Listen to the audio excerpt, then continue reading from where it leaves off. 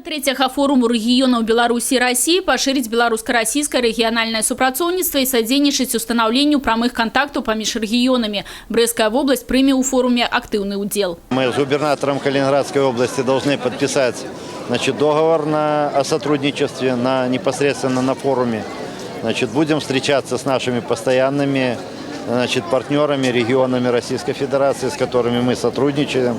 Это и Краснодарский край, это и Воронежская область, это и Ямало-Ненецкий округ. С кем-то у нас существуют договора, с кем-то будем анализировать реализацию этих договоров. Кіраўнік Брестской области дал целым станоўчую адзнаку супрацоўніцтву нашего региона с регионами Российской Федерации и означил основные накірункі взаимодействия.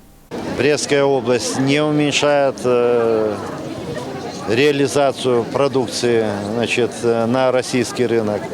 И естественно, что мы работаем активно в этом плане с российскими регионами. Кроме этого, мы очень активно стремимся работать, особенно в строительном комплексе. Вот уже в Гусеве, городе Калининградской области, мы выиграли тендер по строительству жилья.